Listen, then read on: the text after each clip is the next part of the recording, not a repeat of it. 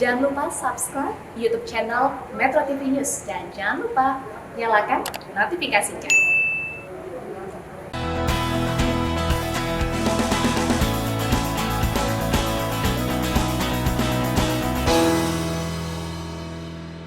Kawan Susi, kita ketemu lagi di Susi Cek Ombak ke Laut Saja.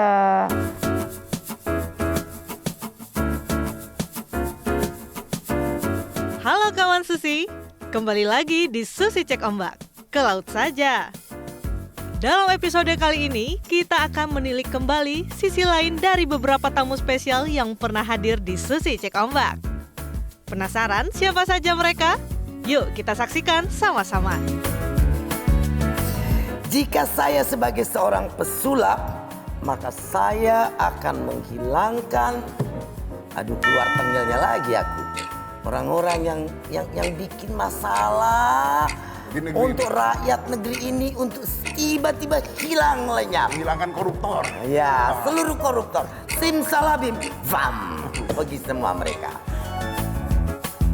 Eits, sabar dulu. Kita akan menyaksikan Ibu Susi Pujastuti dengan Master Deddy Kobuzier setelah sahabat Susi yang satu ini ya. Nah, hari ini saya ada di kantor Pak Menko Ekonomi. Tamu spesial kita yang pertama adalah Bapak Erlangga Hartarto. Menteri Koordinator Bidang Perekonomian Republik Indonesia ini sangat menyukai olahraga dan lukisan. Olahraga dan lukisan seperti apa yang menjadi favorit Bapak Erlangga? Yuk kita simak dalam tayangan berikut ini. Susi, kita kembali ke Susi Cek Ombak ke laut saja. Nah, kalau ada urusan susah ke laut saja. Pak Menko, saya ingin share dengan kawan Susi tentang sisi lain dari Pak Erlangga Hartarto. Saya dapat informasi Bapak ini senang sama lukisan. Pelukis favoritnya Hendra Gunawan yang warna-warninya cerah. Tadi saya lihat di sana, aduh cantik banget.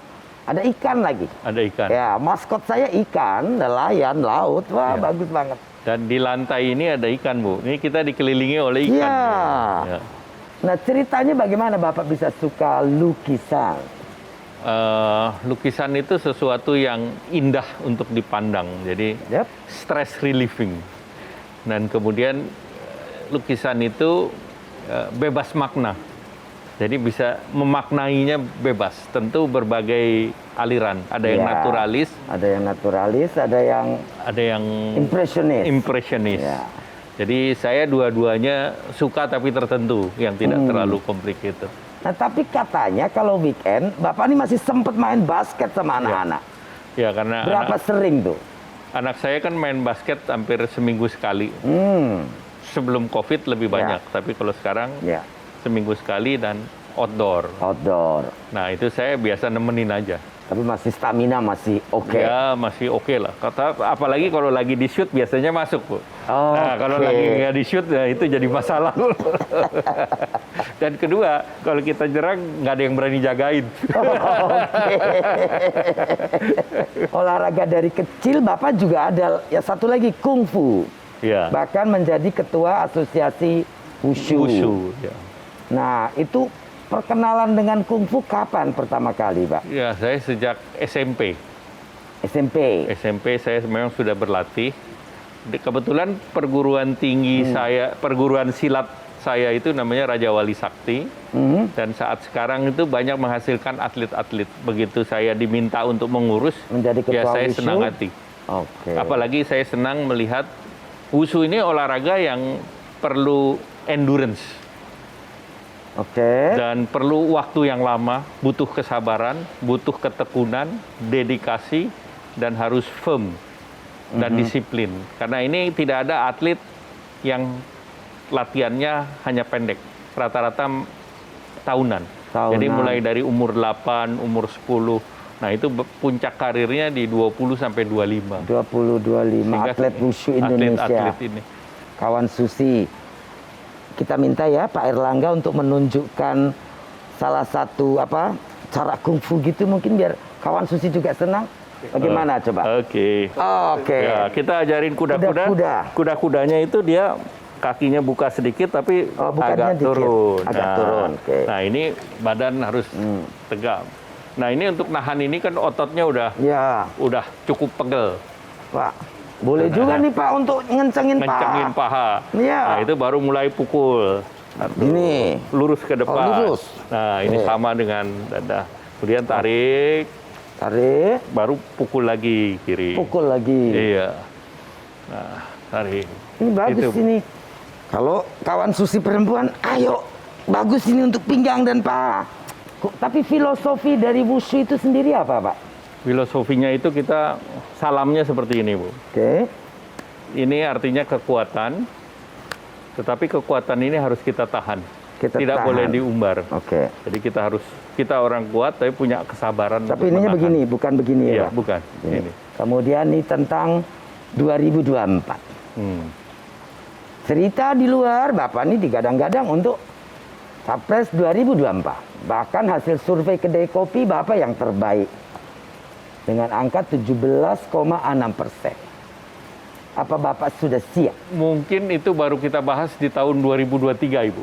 Sekarang kita sabar nunggu sabar tadi, Bu, ya pukulan ini, Bu. 2023. Kekuatan nih ada ini. Kekuatan sabar. harus ditahan dengan sabar. Ya, kita sekarang konsentrasi menangani COVID dan pemulihan ekonomi, Bu. Aduh. Kalau Menko sudah urusan ekonomi, jawabannya tuh Itu namanya jurus silat atau kungfu itu namanya taulu, Bu. Jadi seni bela diri, ya, seni mengelak. Seni mengelak. Nah, sekarang kita tanya rapid question. Kungfu atau basket? Wushu. Wushu. Tuh, ngelak lagi coba. Mobil sport atau emas? Emas. Kenapa? Mas apresiasi tidak pernah terdepresiasi. Ngurus partai atau Kementerian Ekonomi? Atau Nah, diomelin netizen atau diomelin istri? tidak diomelin lah, Bu, dua-duanya. Dua-duanya. Anyway, maju capres atau cawapres? Masih 2023. Nanti Metro TV nggak mau bayar saya, nggak berhasil menjebak narasumber. Ini gagal saya jadi pewawancara. Nah, kawan Susi, kita perbincangan tentang keluarga, Pak dan hobi dari Pak Menko sudah banyak, tapi banyak juga jawabannya atau. Nanti ini jangan-jangan saya dianggap presenter yang tidak berhasil, Pak. Pak Menko ini nggak mau ngalah soalnya. Jangan kemana-mana, tetap di Susi Cek Ombak. Ke laut saja. Ke laut saja. Wah, luar biasa ya kawan Susi. Jurus kungfu dari Bapak Erlangga. Jangan lupa dipraktekkan di rumah ya kawan Susi, agar tetap sehat dan kuat. Selain berbincang dengan Bapak Erlangga Hartarto, Ibu Susi Pujiastuti pernah bertukar jiwa dengan Master Deddy Corbuzier. Wah, seperti apa ya? Jangan kemana-mana, tetap di Susi Cek Ombak, ke laut saja. Masyarakat mengenal saya sebagai orang yang kaya raya, tapi satu saat saya akan membagikan seluruh harta saya kepada masyarakat jika... Enggak ada bohong. Jika saya...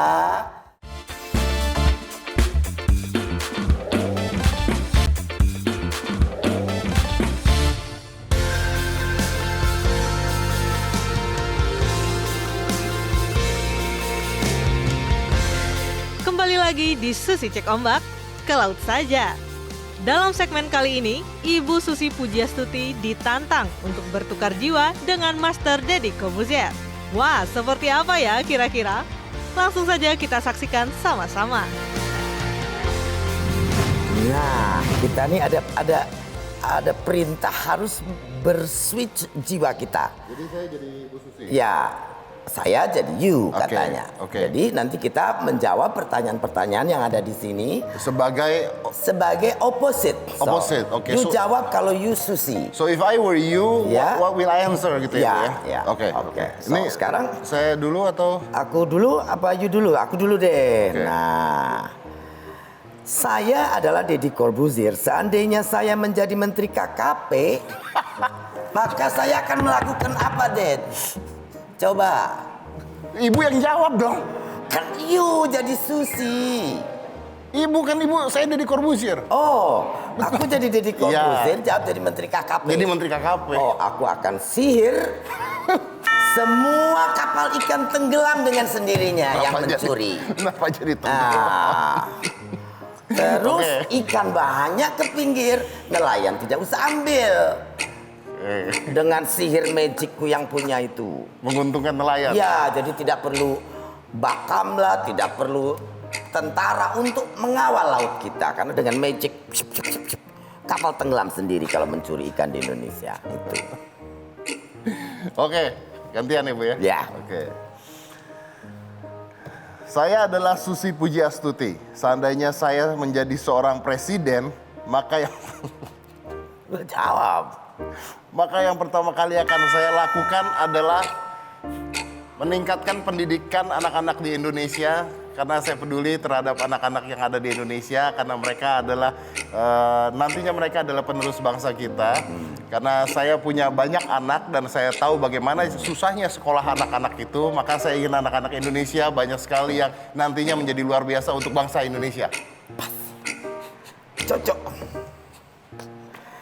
Saya adalah masyarakat mengenal saya sebagai orang yang kaya raya, tapi satu saat saya akan membagikan seluruh harta saya kepada masyarakat jika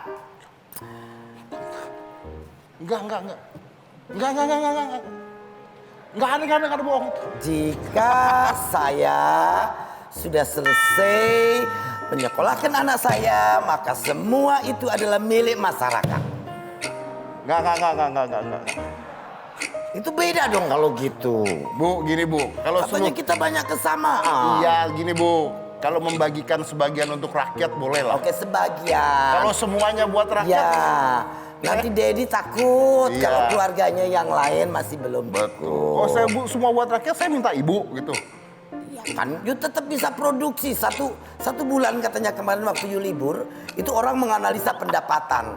Itu pendapatnya sehari 5 miliar katanya. Wih, gitu. Sehari 5 miliar.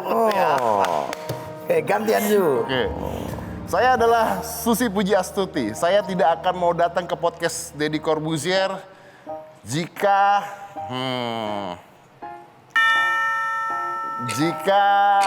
dia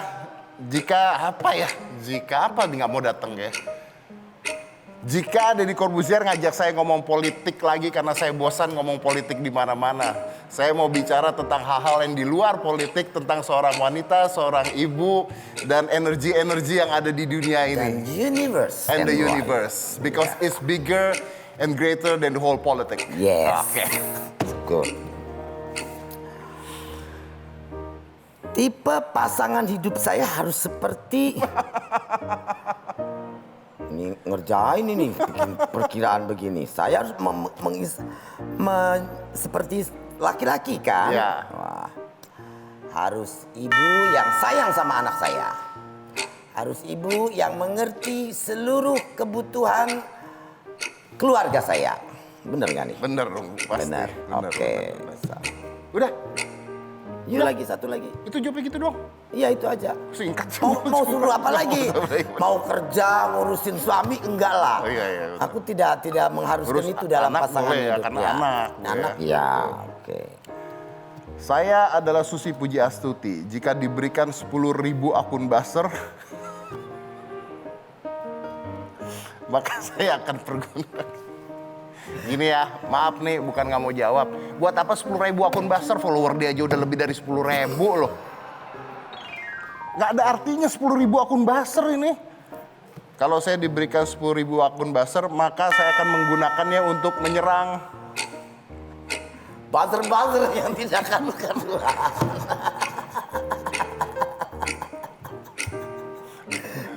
To have 10,000 for martir itu juga bagus loh, Dad. Saya akan menggunakannya untuk apa? Menyerang buzzer yang lain. Buzzer yang pernah menyerang saya. Iya, yang tidak sepaham dengan saya. Yang tidak sepaham gitu. dengan saya. Betul.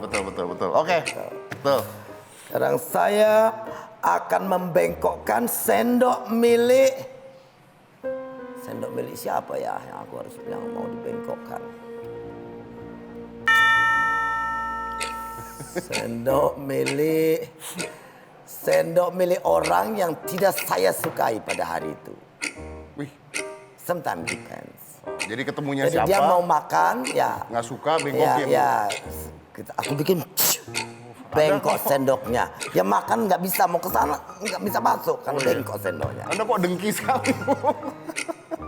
Kawan Susi kadang-kadang sebaik-baiknya kita juga kadang-kadang ada keselnya. Iya benar-benar. Nggak selamanya kita harus happy kan, Ya. Bu? Mau similar seperti apa, saya tetap perempuan kan. Betul, Pikirannya betul, juga ya betul, kayak gitu. betul. Ada tengilnya mama tuh ada. Oke, Tidak. siap. Saya sekarang ya. Oke. Saya adalah Susi Pujiastuti. Jika saya dilahirkan sebagai selebriti, maka saya ingin menjadi Sofia Latjuba atau Agnes Monica. Agnes Monica nih. Agnes Monica, ya lebih mirip ya. Udah dong kan cuma jawab gitu doang kan. Udah, Agnes Monica lah. Karena biar gimana pun Agnes Monica lebih muda dibandingkan Sofia Latjuba sekarang. Oh, gitu. So actually that's your type kind ya. Ya pernah mantan lah. Oh iya. Pancing terus. Susi pelupa ini. Pancing Oke. Jika saya sebagai seorang pesulap, maka saya akan menghilangkan, aduh keluar tengilnya lagi aku. Orang-orang yang bikin masalah Di negeri untuk ini. rakyat negeri ini untuk tiba-tiba hilang lenyap. Menghilangkan koruptor. Ya, seluruh koruptor. Simsalabim, bam, pergi semua mereka. Begitu idenya menghilangkan koruptor, hilang. Saya hilang juga. Ternyata saya koruptor. Oke, terakhir ya. Oke. Jika saya adalah Susi Pujiastuti, jika ambang batas pencalonan presiden dihapus, maka saya memutuskan, maksudnya gimana nih? Ambang batas pencalonan? Kalau ambang batas kan sekarang ada presidential threshold. Kalau dihapuskan kan bisa nyalon. Saya akan turun ke jalan protes lagi seperti saya protes botol plastik. Bener gak? Bener gak? Kan Anda... Kalau dihilangkan bagus, jadi independen, semua orang bisa mencalonkan. Oh gitu. Kamu juga bisa jadi calon. Nggak perlu partai. Kan tadi kamu tidak mau partai sana, partai Betul, sini. Gitu Oh, loh. berarti bagus ya? Bagus dong. Ibu setuju? Iya. Saya kan nggak tahu Ibu setuju apa enggak. Setuju. Oh. Aku kan hasilnya golput dari dulu. Oke. Jadi tidak perlu berpartai. Partainya partai golput gitu loh. Saya adalah Susi Pujiastuti. Jika ambang pencalonan presiden dihapus, maka saya memutuskan mencalonkan presiden. Oh gitu. Ya. Oh gitu. Mau nyalonin jadi presiden. Kan ibu Republik ikan. Jangan kemana-mana. Tetap di Susi Cek Ombak. Kalau saja. Wah, menarik sekali ya kawan Susi. Jika Ibu Susi jadi pesulap, beliau akan menghilangkan semua koruptor di muka bumi. Setelah bertukar jiwa dengan Master Deddy Corbuzier, selanjutnya Ibu Susi akan menantang Menteri Agama Republik Indonesia untuk bernyanyi sambil bermain gitar.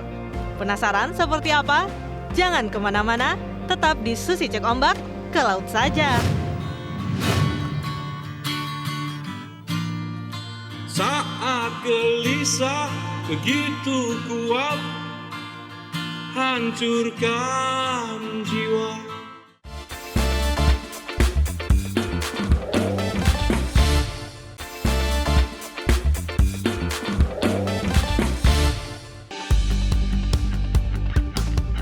Kawan Susi selain memiliki hobi menyanyi, Menteri Agama Gus Yakut ternyata juga sangat suka membaca buku loh. Kira-kira apa ya yang melatar belakangi Gus Yakut suka membaca? Yuk kita cari tahu dalam tayangan berikut ini. Nah, karena kita sudah mengikuti disclaimer prokes. Gus Saya juga buka. boleh dong buka. Kita sudah jaga jarak. Antigen sudah, semua sudah. Nah, kawan Susi, kita kembali ke Susi Cek Ombak ke laut saja. Nah, tamu saya hari ini adalah Gus Yakut, Menteri Agama Republik Indonesia, Kabinet Indonesia Maju. Ya. Nah, saya bertemu beliau beberapa waktu lalu ya, Gus ya. Iya, Bu, iya. Tahun 2000, Sebelum COVID-19. ya 2019 di Rembang. Di Rembang. Tahu kawan Susi. Habis itu saya dibajak sama beliau. Saya sedang bertamu ke tempat Gus Mus. Iya. Beliau sedang ada acara seluruh Indonesia. Iya. Ansor, ya, Ansor. Iya, Sarasehan Ansor seluruh Indonesia. Jadi saya, yuk lihat sebentar ke sebelah Bu Susi. Ya, oke. Sampai situ suruh gelorakan nasionalisme dan patriotisme juga. Bagaimana jiwa milenial daripada Ansor membangun. Gimana Ya, harus... saya sedikit agak surprise dan saya juga jadi semangat tuh Gus. Cara mereka merespon omongan-omongan saya pikir mereka agak gimana, tapi ternyata tidak gitu loh, luar biasa. Nah Gus, ini Gus Yakult ini merasa sedih kalau apa Gus? Kalau saya merasa tidak bisa mewariskan dunia yang lebih baik kepada anak cucu saya nanti. Kalau tidak bisa mewariskan dunia yang lebih baik kepada anak cucu saya. Yang kedua, hal yang paling memalukan dalam hidup dan ingin saya lupakan apa tuh Gus? Ini Bu, jadi paling memalukan buat saya itu kalau saya ketahuan berbohong. Ya. Itu yang paling memalukan. Jadi ya sebagai manusia tentu saya tidak bisa menghindari itu. Ya. Saya mungkin ada kalanya saya melakukan kebohongan. Harus melakukan kebohongan, tapi suatu saat terutama itu kepada anak-anak misalnya. Oh, itu kalau bohong sama anak-anak harus ketahuan saya bohong, itu malunya setengah mati. Apalagi pada publik Bu, saya nggak mau berbohong publik. Ya, setiap orang pasti ada itu. Pengen saya tuh masuk ke dalam tanah tidak kelihatan lagi. Gitu. Ada ya memang. Nah, saya sangat menggebu-gebu kalau saya apa nih Gus? Ya, saya bisa melakukan yang terbaik untuk bangsa dan negara ini. Itu yang membuat saya akan sangat bersemangat. On fire lah kalau itu. Ya, panggilan negeri memang kadang-kadang membakar kita dan membuat kita tidak takut tentang apapun demi negeri. Nah, saya juga pernah mengalami saat-saat itu, Gus. Percaya saya. Ya, tenggelamkan. Wah, kapal paling ketangkap. Itu dia. Tidak pikir tuh saya perempuan naik ke geladak, peng, gitu aja Gus. Ya itu demi negeri loh, kawan Susi. Orang tidak tahu kalau di rumah saya sering melakukan apa nih Gus. Yang masih rahasia orang tidak pada tahu nih Gus. Jadi saya sering nyanyi-nyanyi sendiri Bu. Kalau lagi stres nyanyi-nyanyi sendiri. Bagus Gus, saya pengen nyanyi tapi suaranya orang pada bubar semua. Sama Bu, nyanyi. Makanya nyanyinya saya di rumah. Kalau di rumah orang bubar semua itu. Nanti kita tes ya, Kang Susi ya. Nah, orang tidak tahu kalau hobinya Gus Yakult ini apa? Yang tidak tahu Gus. Selain tadi nyanyi-nyanyi apa Gus? Saya itu sebenarnya lebih senang membaca Bu. Membaca. Iya. Saya ini dilatih membaca memang dari kecil Bu, dan itu menjadi-jadi. Ketika saya kuliah di STF Driarkara, selain di UI, saya sekolah di UI Bu dulu. Ya. Di saat yang sama saya kuliah di STF Driarkara, itu sekolah Katolik Bu. Ya. Saya sekolah di sekolah Katolik dulu. Di STF Driarkara itu sama Romo Mahnyis, dosen saya itu, tiap minggu dikasih bacaan. Dan harus baca karena minggu depan saya harus presentasi buku itu. Ya. Dan itu yang membuat kebiasaan sampai sekarang. Dan itu yang orang nggak tahu Bu, saya pernah sekolah di STF Driarkara Bu. Ya. Sekolah Katolik tuh Bu. Nah, tuh literasi itu akan kelihatan dalam bahasa, tata kata, dan kita mengekspresikan apa yang ada dalam pikiran kita pada saat kita melakukan pekerjaan kita. Dan itu terbukti dari Gus Yakult. Kawan Susi, perhatikan dari awal sampai akhir. Literasi, terliterate dari statement-statement beliau. Oke, kawan Susi, tidak terasa perbincangan kita. Sekarang yang terakhir, tadi kan mau nyanyi-nyanyi kita dengerin yuk.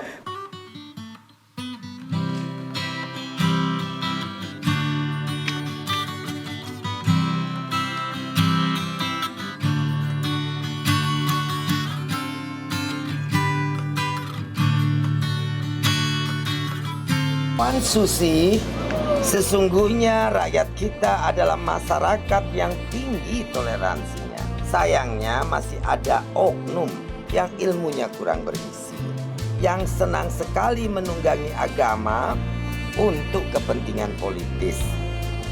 Agama itu inspirasi bukan aspirasi, karena ajaran dan norma agama apapun hanya membawa kita pada persaudaraan kemanusiaan sejati.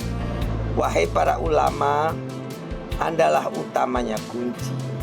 melalui pesan-pesan teduh yang seharusnya lebih mencerminkan ketenangan berpikir dan ketulusan hati.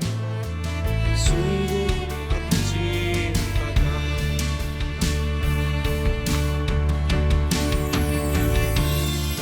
Jangan didik anak kita penakut. Jangan ajar anak kita pengecut. Tolong kabarkan tinjuku untuknya, demi kebenaran yang nyata. Istriku manis, senyum yang manis, oh, aku jantan, tertawalah lantang. Istriku manis, jangan menangis, oh, anakku jantan, murkalah jantan.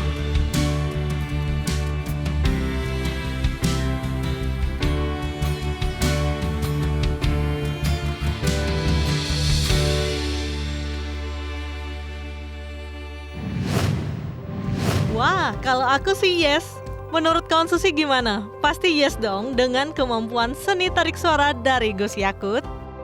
Nah, selanjutnya Ibu Susi Pujiastuti akan menantang Ketua KPK untuk bermain catur.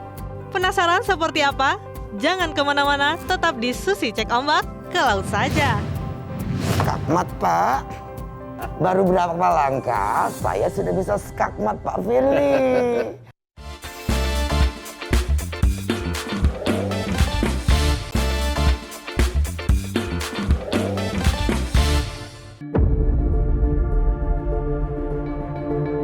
Kembali lagi di Susi Cek Ombak, ke laut saja. Kawan Susi, beberapa waktu lalu ramai spekulasi bermunculan saat Ibu Susi Pujiastuti mendatangi gedung Komisi Pemberantasan Korupsi KPK. Wah, ada apa ya? Biar kawan Susi nggak penasaran, yuk kita cari tahu dalam tayangan berikut ini. Oke.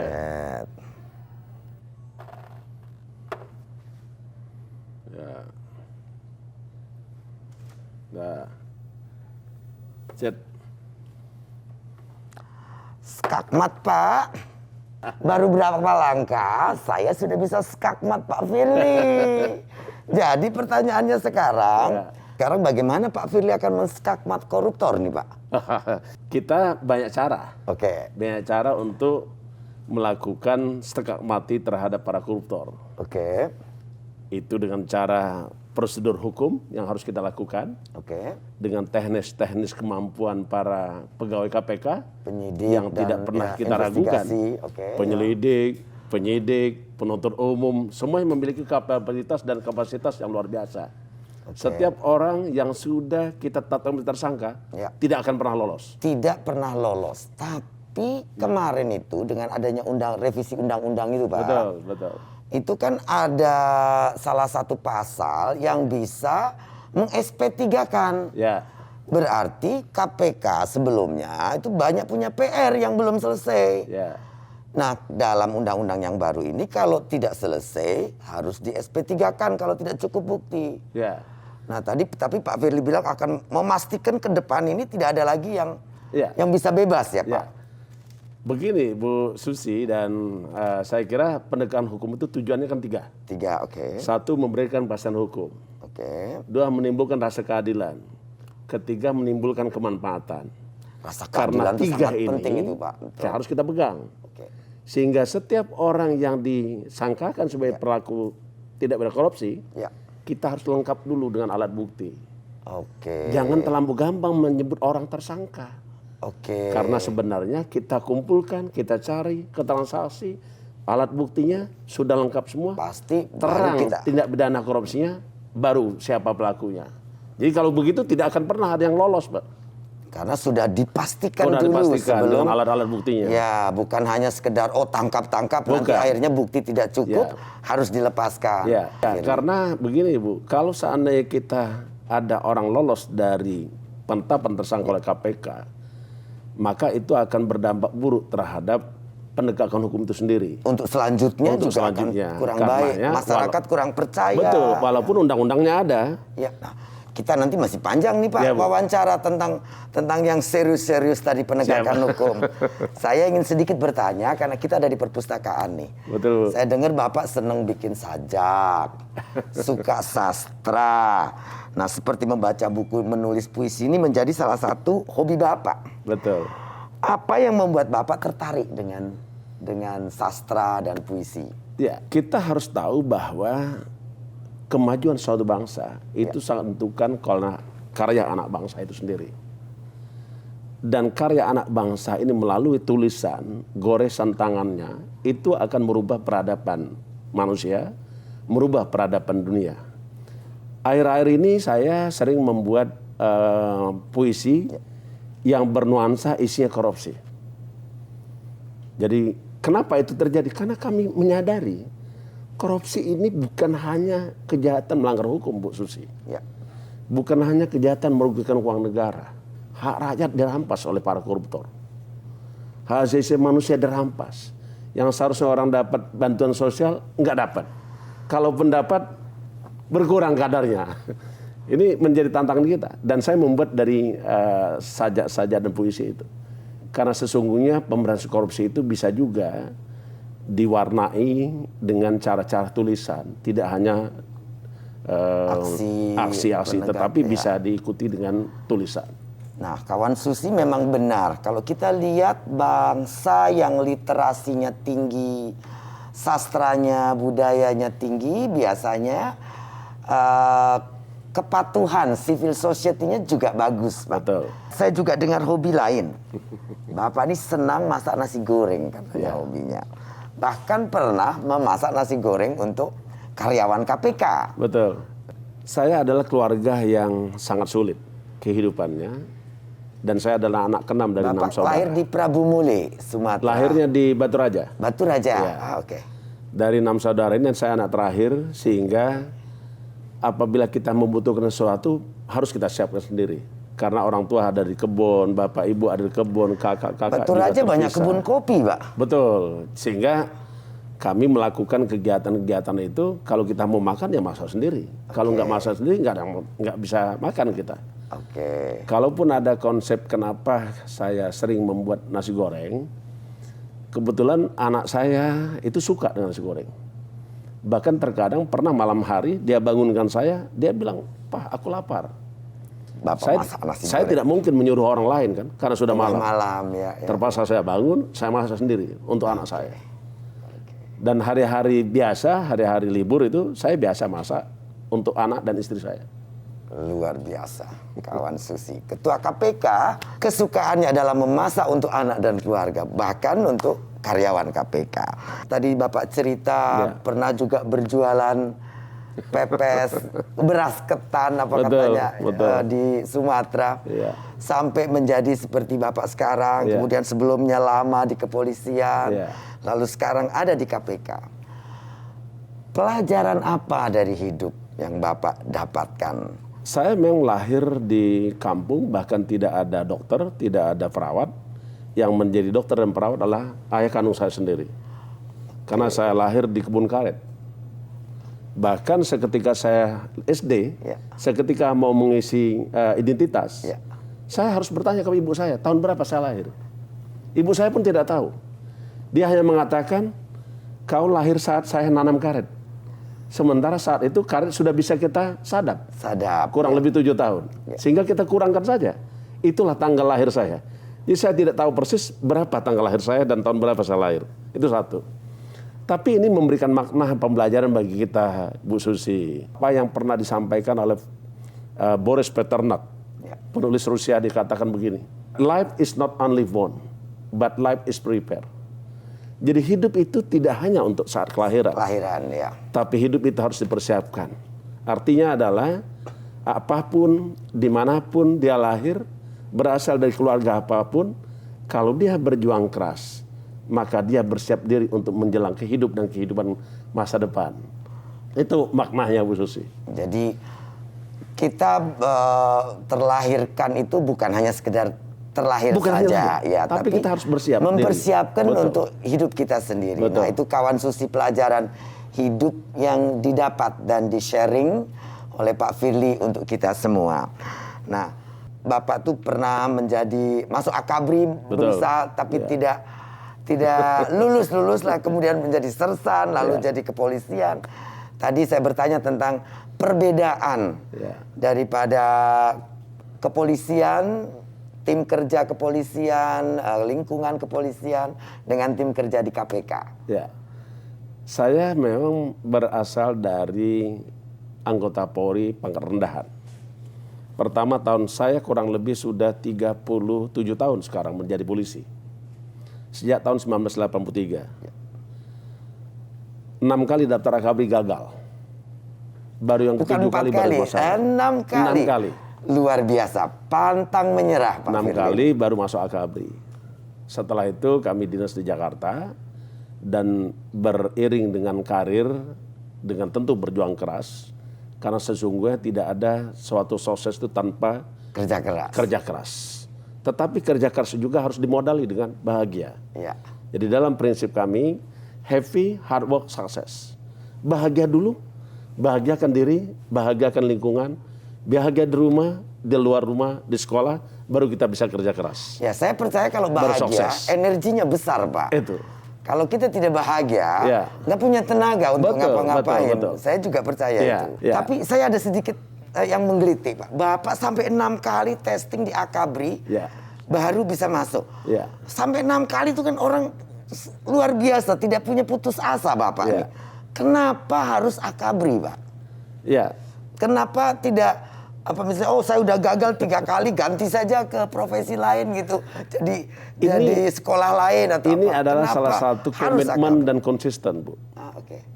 Karena segala sesuatu itu perlu komitmen, konsisten dan integritas. Saya pertama kali daftar akabri tahun 82 gagal, 83 gagal, 84 gagal. Nah itu masih sudah terus. Umur 21 tahun. Tapi ini juga mengandung perencanaan, Bu. Oke. Dengan saya masuk Bintara Polisi, maka masa usia saya untuk daftar akabri jadi panjang. Kalau dari umum itu 21 tahun, tapi kalau dari polisi atau tentara aktif menjadi 25 tahun.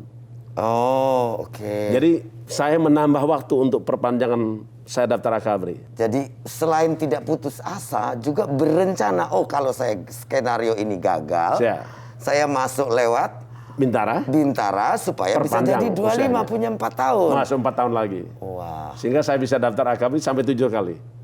Luar biasa kawan Susi Pak Firly ini. Nah kawan Susi, kita sudah bercengkrama dengan Pak Firly Bahuri, Ketua KPK. Banyak hal kita dengar tentang beliau, banyak hal kita dengar tentang rencana beliau, dan banyak juga kita dengar tentang jawaban dari isu-isu yang selama ini diragukan oleh masyarakat dari beliau. Susi cek ombak ke laut saja. Kawan Susi, kemerdekaan yang kita raih adalah hasil kerja keras para pahlawan. Dengan perjuangan, pengorbanan, darah, dan air mata.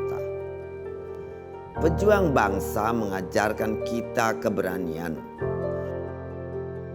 Kita lihat saat ini, di tengah berjibaku menghadapi pandemi, kita masih harus melawan bangsa sendiri.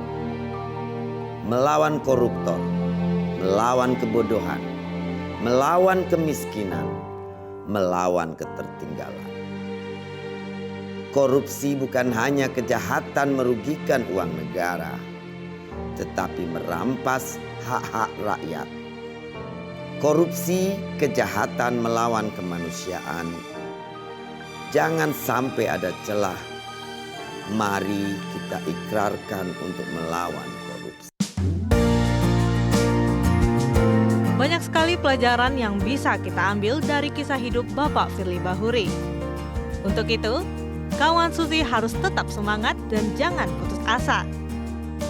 Sudah 1 jam Susi Cek Ombak menemani kawan Susi di rumah dengan berbagai inspirasi dari para tokoh hebat Indonesia.